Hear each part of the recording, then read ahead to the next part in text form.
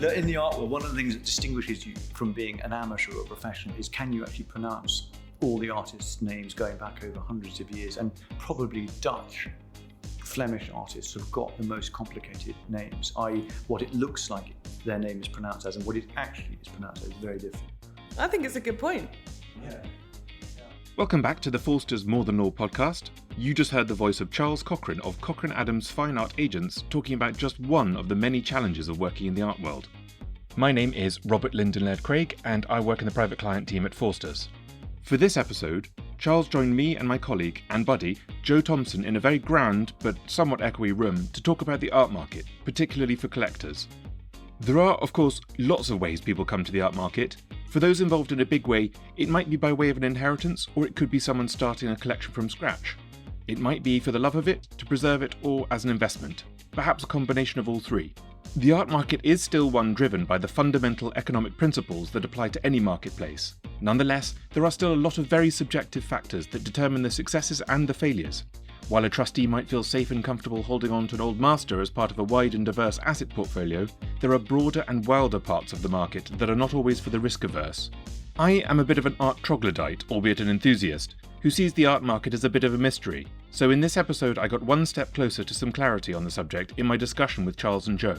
Charles has an academic and professional background that includes law and fine art. He brings his extensive expertise to advising and acting as agent for owners and collectors, spanning individuals to trustees, family offices to other professional advisors. Joe is a private client lawyer at Forsters and part of the firm's Art and Cultural Property Group. She advises artists, galleries, auction houses, owners and collectors. I started by asking Charles to tell me how, if I was to walk into his office the day after a vast lottery win, he would suggest I start collecting. Well, I mean, that's obviously, it's a wonderful situation to be in. I think particularly with a novice buyer, which obviously you've described yourself as, I would say an easy picture is to have a sort of an inverted pyramid, of which the top, being a very broad situation to start with, is to try and objectify your understanding of art. And I say that because a lot of people, when they start buying, will justify to themselves that it's just what I like. And so therefore, I don't need to explain it to myself or to anybody else. And because it is subjective, no one can tell me that I'm wrong in this case. And it's not really about being right or wrong. It's more to do with understanding all the different type of artists that are out there over the last hundreds of years, or it may not even be art. It may be that you're interested in decorative things. So there's one aspect there that you need to know more before you actually start buying, because you may find there's something else you really like but didn't know about. But also that artists are seen in reference to other artists and have come out of previous artists. And you will find that there are certain sweet spots in that particular artist's career that are really important. And you need to, I think if you're going to become a collector, it's important to try and recognize that. And so that's the sort of objective nature of which I'm talking about. And I think it's easier when you're buying and becoming a collector to form a collection. If people come around and see your art, that they are also seeing someone who knows about what they're interested in. I think that's an attractive thing to do. So that's the first thing I would say, is not do what lots of people do, which is simply be subjective and then start buying. So learn about the art world. So you need to be a little bit academic about it. You have to brush up. Yeah, how does that process work? So how all you know is that you are interested in collecting art. What do? You sort of go to galleries and write down the names of the pieces that you like? Wikipedia? Yeah. Well, I mean, the great thing about the screen, if that's one way of putting it, is that you can see a lot of art very, very quickly without actually having to travel anywhere. I think in your question, I think one assumes that they've got some interest in art rather than it's just simply, I want to buy art. So I think that's perhaps even, I've jumped straight in by assuming this isn't an investment decision. This is actually a collecting decision. And that's actually something to think about right at the outset. But assuming you're interested in what you're looking at, this buyer will probably have some idea. So you can just at least be more interested in the artist that you already know about. And so if that's a passion, if you see it as academic, it sort of feels negative, that it feels like it's something you've got to read up on. But hopefully you're already passionate about that particular type of art, those particular type of artists. Then, as you said, Joe, how would you learn more? And I think going to galleries is a great way of seeing that particular artist. And galleries are very good at then, particularly public galleries, are then cross-referencing you to other artists, they will have referred. And so you need to sort of learn where they've come from. And in that process, you will then go backwards into what, and that, of course, may open up or may shut down what you're interested in. And that in itself is helpful, I think. Is that something you ever do when people come and speak to you? Yeah. If I came into your office, could I say, listen, you've told me now that I need to be a bit more academic about it. Can you take me on a tour? Based on the fact that I love Scream. Very much. Yeah, I think what one would do is, assuming they've got some interest in art, would then be to sit down and say, stop, let's look at, and I have a sort of a group of artists which sort of flesh out, are you interested in old art? Is it academic art? Is it abstract art? Is it landscapes? Is it portraits? Is it French? Is it English? Are you particularly interested in the country that you come from or the heritage that you have? Quite often people will be interested in their own heritage and artists that are part of their own heritage. Or they may not be.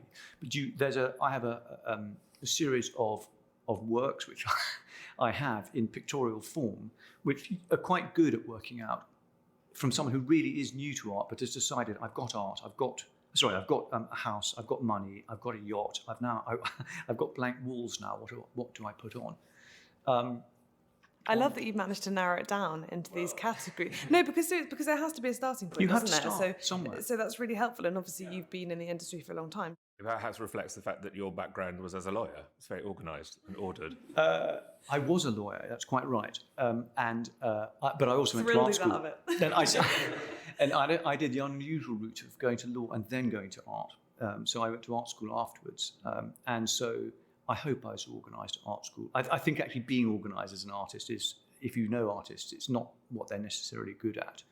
But then I'm not an artist anymore. I'm now helping people buy and to sell and to understand what they're doing. And so I think you might find out that the process of looking at the art that I've sort of got on my pictorial guide, and then looking at galleries, public galleries, galleries that actually represent artists if you're interested in contemporary art or established art. And then I would then start walking around. So my job to begin with someone like that is, if I can, is not to make them feel like they are being educated, because they tend to be successful people and they don't want to feel like they're being told what to do. But you're trying to stop for a period of time someone continuing to purchase until I sort of feel and they feel that they know more about what it is that they like, in the sense that they could explain it to someone.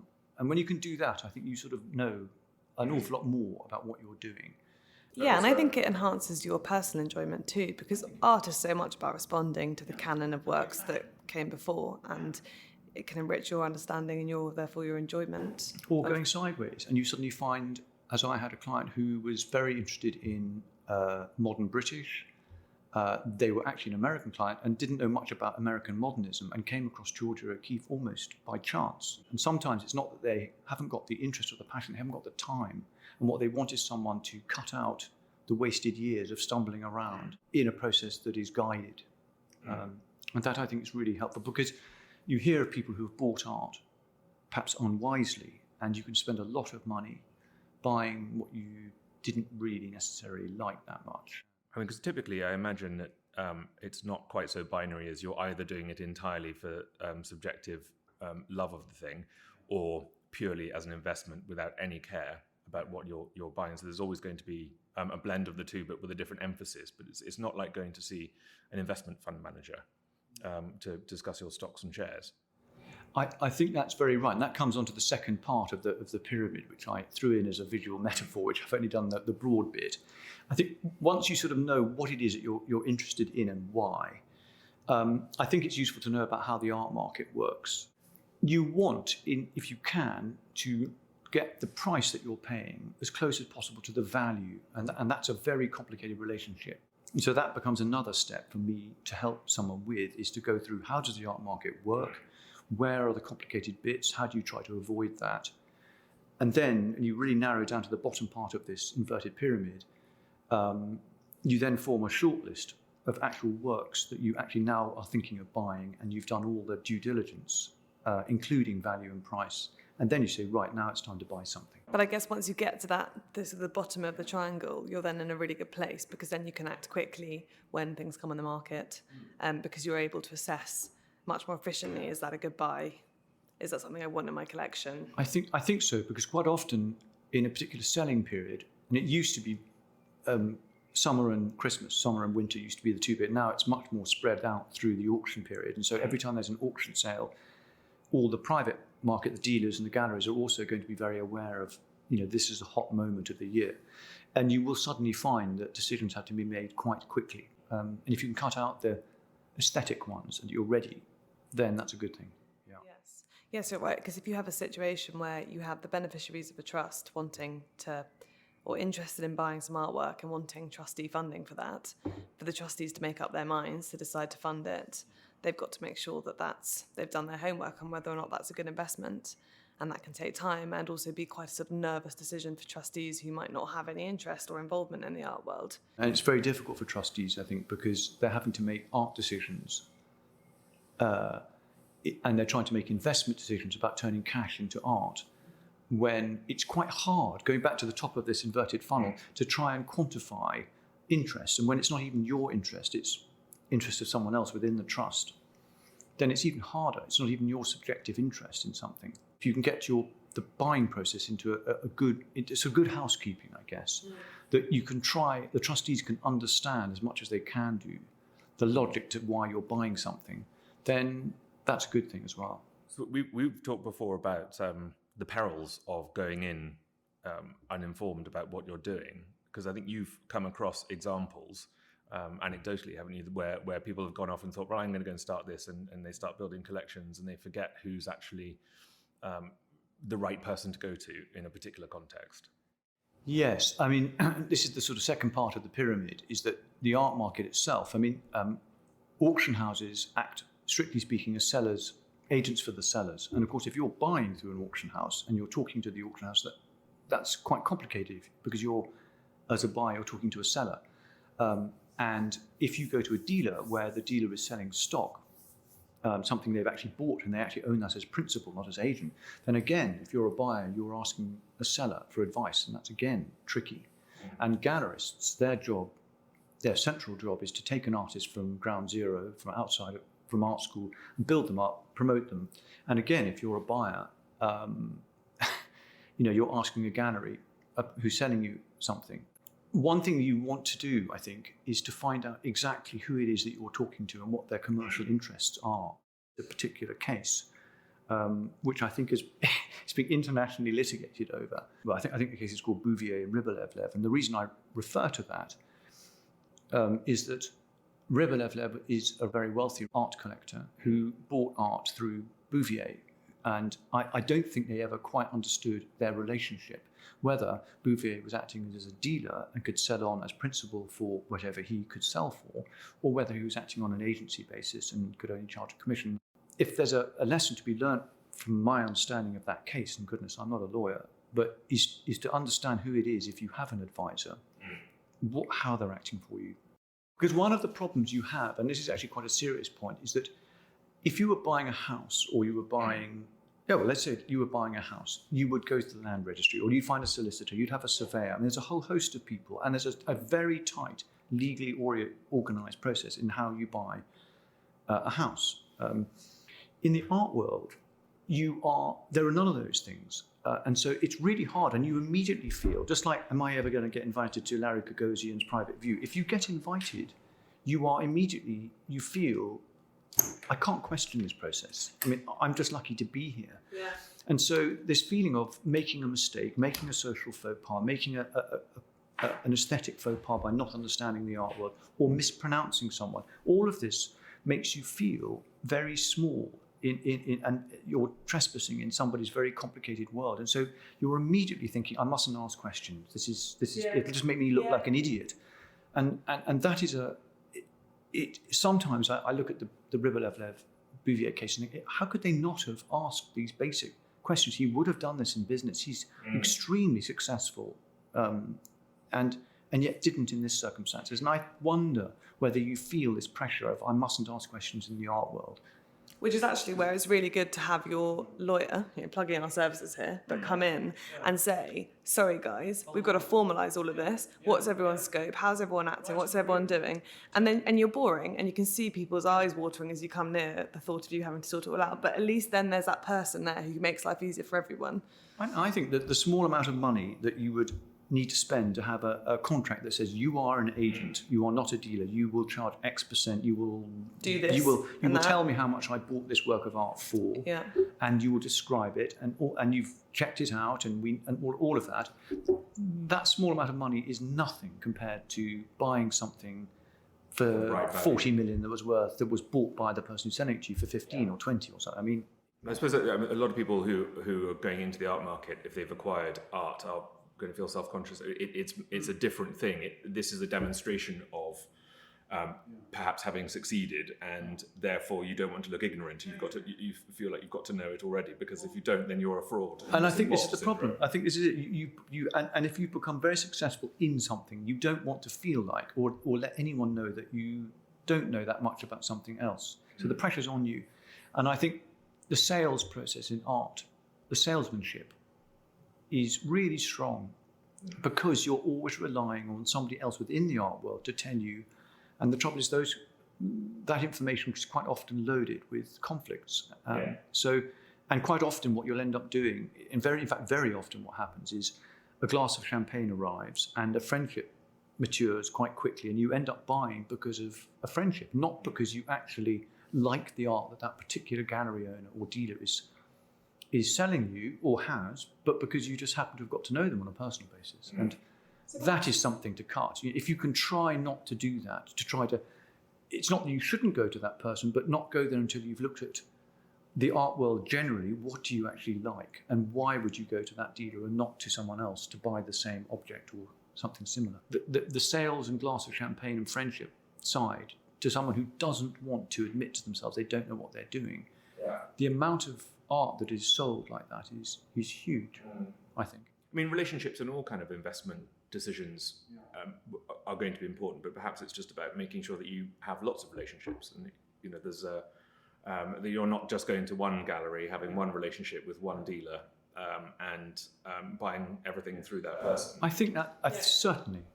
Otherwise, you're in a sort of version of what your friend told you down the pub, but a more glamorous version. And and then you could go to many pubs, if we want to take this analogy about having a broader base of who you go to see. The trouble is, it's a bit like going to a doctor or 3 or 4 doctors and getting different diagnoses. You've then got to try and work out, well, which one do I believe when you're not a doctor? And so my job in the scenario of where you're, particularly here, where you're a novice buyer, is to guide you through this process. And say, I'm actually on your side, because I haven't got any stock, I'm not an auction house, I'm not trying to sell you anything. What I'm trying to do is to help you buy from a variety of places the things that you actually want to buy, and that you know why you're buying it and for how much. But then, the helpful exercise in going to get 3 opinions is to understand that one opinion, there is no one certain opinion that is correct.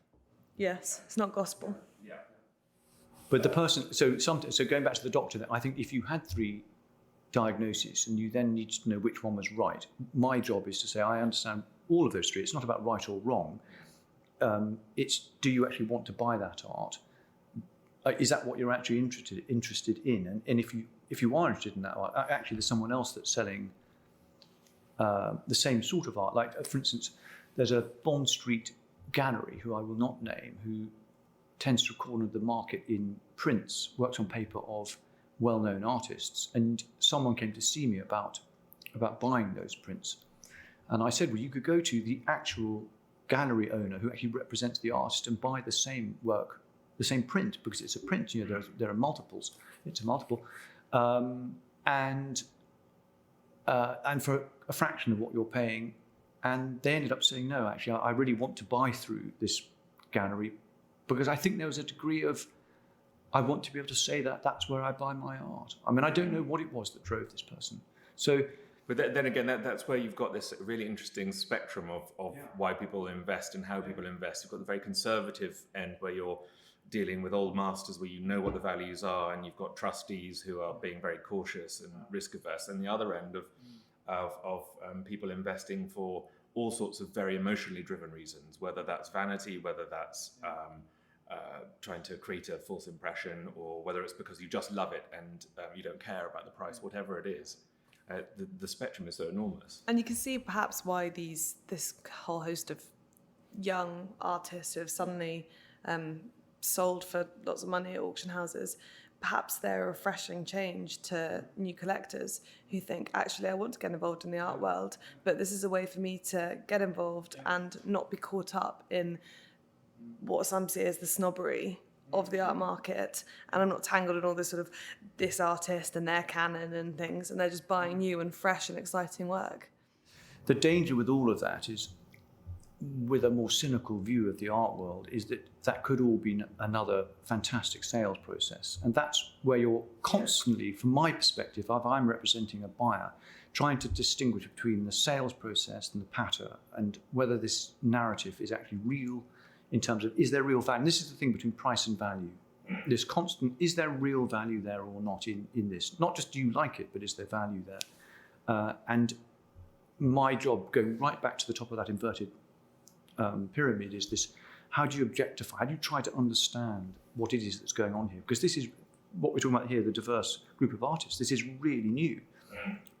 We haven't talked about NFTs, but that NFTs didn't really exist in the art world until COVID, and are largely, no, I wouldn't say largely, but have certainly fallen away as a hot topic. And we're now we are 2023, but only just. So look at that, and you could have jumped in to that market if you'd wanted to. So yeah, the job is not to dampen your client's ardor and interest, but to try constantly to educate that, because people who are in the art world, dealers, galleries, auction houses, they are making money out of what they do, and they do understand, i.e. it is possible to understand this, art within a commercial context. So in terms of how you get to the actual value of art, you said it's a very complicated and tricky thing to understand. What are the drivers, and what's different about how it might have been done in the past to now? Because presumably technology and shifts in auction patterns will have changed how the market runs and what the drivers are, and how artists are promoted, how galleries operate, that sort of thing. Yeah, so that's a very complicated and interesting question. So I think if you look at established artists, and I mean usually artists who have been dead for some period and there are no galleries to promote them because the artist is dead, the theory there is that artist's work stands on its own 2 feet, and it is there is a secondary market, and that's broadly what auction used to deal only with, was secondary art. And this was obviously going back a few years. If you're just looking at those sorts of artists, one can sort of understand, because one understands the market for Caravaggio or for Turner, for instance. Those artists will come and go. And for instance, Cranach, you could buy as a German artist after the Second World War for next to nothing because of the war, not because of the artist. And so there will be fashions, and there will be things that affect artists that have got really nothing to do with the art. They're to do with the world and the circumstances around them. But broadly speaking, one can know where the great works are. A lot of the great works of established artists, dead artists, are in museums. There will be other works that are in private hands. Those privately held artworks that are of museum quality are therefore very, very important. So it's easier to understand and to quantify which art is important and which work of art is not so important in a particular artist's production. When you've got a gallery which is promoting a living artist, one of their jobs is to tie value and price together and keep them going in a straightforward and smooth path. What you don't want is great spikes and then collapses, because, I mean, a painting is worth, it's just some oil, canvas, a stretcher, and a frame. There's not much to it. So the interest in it is aesthetic, and if that aesthetic interest collapses, that's not good. And that's what a gallery wants to do, is to get their young artist into museums, and that starts a process of sort of cultural recognition. One of the difficulties, and you've asked about technology, is that through the COVID pandemic, the move went to online only auction sales, and that you couldn't have viewing, and auction houses were looking for new things to do, and they embraced, I suppose, what would one call a new diverse group of artists. who are really new and are only just starting out with galleries. And so you now have very young artists with very little track record who are being validated by going straight into either a day or even an evening sale. Like the contemporary evening sale is the most prestigious Sotheby's and Christie's and Phillips sale that they do. And they're going straight there. And so that is a validation to a new buyer to purchase these works. And that is where it's very difficult for someone like me or for a buyer to understand whether they should or should not buy this art. And the drivers there, well, again, when we talked about understanding art and the art market, I would say sit down and really try to understand what is going on here. If that artist is already in a museum, that helps enormously because they have got cultural validation. If they're not, that's a very speculative thing to do. And you hope that you're on the beginning of an upward curve and not at the top of it. I think if you're completely on the outside and you're thinking, should I buy this? You can look at artists and see, are they dealing with the sorts of issues that the main Western museums are interested in, and that you can get a reasonable idea. You can look at the gallery that represents the artist and look at how well known they are. What sort of other artists have they got? What sort of issues do they generally tend to be dealing with? It's interesting listening to this as somebody who doesn't really know the market well, that it's an area which for some people it's the Wild West. It's because it's so subjective in terms of enthusiasm, and the approach that you're describing is very conservative. I mean, much more conservative. If you went to see an investment fund manager, they might be saying, well, you could branch out a little bit over here and over here, but you're actually describing quite a conventional and sort of sensible process going into the market. I think what's interesting with interest rates going up and with us coming out of the COVID lockdowns, I think a degree of the previous, more established art world is coming back. And I think people are looking at some of the very new artists, sort of now or ultra contemporary, and are wondering how good are some of these artists really? How much of this is a bit of a gimmick? How much are they really going? And how are these artists going to fare over a period? And I think that the summer, or let's say 6 months ago, some artists, and I'm perhaps not going to name them, who were selling actually for multi-millions, are now struggling to sell even at their low estimate at auction. And that is where you get a gallery who's thinking, I can't control the estimates that the auction house puts on, and if they push it too hard and people don't bid, then that fails, and it's publicly, or it does badly, and that will affect the gallery sales. And then suddenly that artist goes from a stellar trajectory to one that's actually really quite difficult, and that artist suddenly goes from the heights, and I was thinking of Icarus, and suddenly collapses into the sea, and that's terrible for the artist. And that's the danger here: is the artist has lucked out and has suddenly collapsed, and you're caught up in a commercial process that, well, I hope you might recover from, but it's going to be tough, and it's tough if you bought that work. And when it's the other way around, so if a gallery sells sells a piece that somebody then goes and gets the benefit of some subsequent hype and sells for a massive profit, or if it's the gallery, the artist, how do they protect their own interest in the first place? Or is there a way for them to do it? Again, that's another interesting question. If it keeps on going, the artist, the gallery has got hopefully an artist who is hugely bankable. And this is all going the right way, at least. The problem is that the artist and the gallery are not making the upside. They're doing all the hard work to promote, but they're not getting that profit that has just been made through the auction process. Normally, galleries would be very careful about who they sell to. So just to get onto the buying list to a good gallery is quite something. And they try to control, and what they want is for people not to sell too quickly. So how do you go about getting on a buying list? Asking for friends. This is it. I mean, to get invited to some of the really big, Hauser and Wirth, Gagosian, to get invited to those private views is a process that takes a long time to be accepted as someone who really is a collector, not a speculator, someone who's got the money to be able to buy and is to be taken seriously. So you'll have to get to know these people. And of course, it's like getting into a club. How do you get into a club without knowing anyone? You can't get into a club to get invited, and so you go around in a circle. But you come and talk to an agent who's going to hold your hand and get you you come in. to Charles. That is one thing for a living artist. That one of the things I can do is to give access.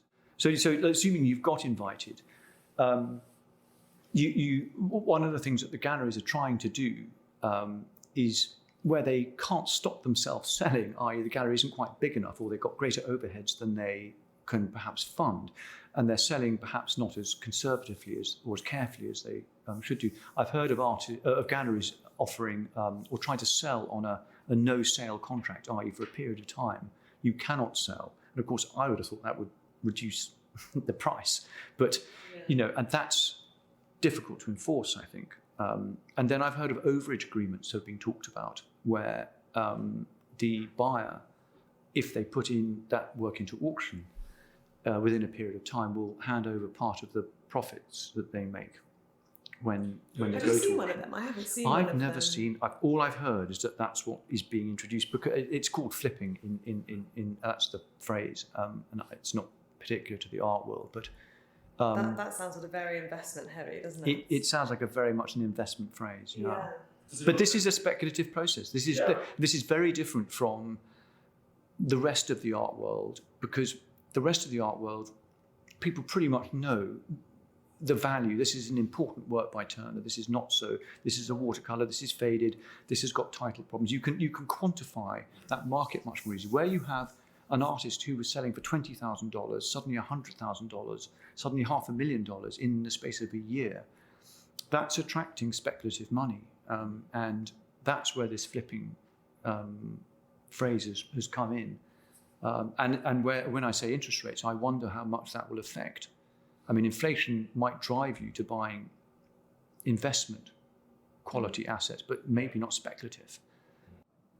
I mean, in an investment portfolio, for example, it's quite fun to have a few wild cards in there. To put a bit of money on. Yes. A bit of a sort of mad. Yeah. Stock. What do you advise your clients who are wanting to make more speculative investments? I think in terms of how much money, first of all, you should put into art, I think the first thing one should say to any client is you have to feel rich enough that you don't need this money. It's not going to produce any income, because this is not the core asset of your pension fund. This can't be something that you can't need this money. So you're looking at capital growth. And God forbid that you have to take it out of the country, or you want to take it out of the country, and any of those things. You come to sell it later.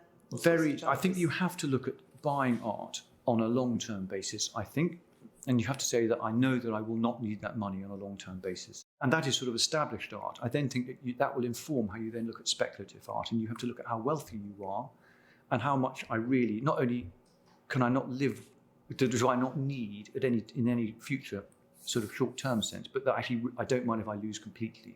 Having said all of that, I think you can get advice. Your speculative buying could be more logical, more thought through. You can feel more comfortable about what you're doing. Alongside that, you presumably also have just basic supply and demand principles. I mean, anecdotally, I know of a probate where the lady that died had, say, 80% of the worldwide collection of lampshades. And in order to distribute that, because it wasn't going anywhere in particular, it was just going to be sold, it had to be done on a drip feed basis, because launching the whole thing onto the market for lampshades was going to obviously devalue each of them. And that's actually a very important consideration when we do probates for living artists.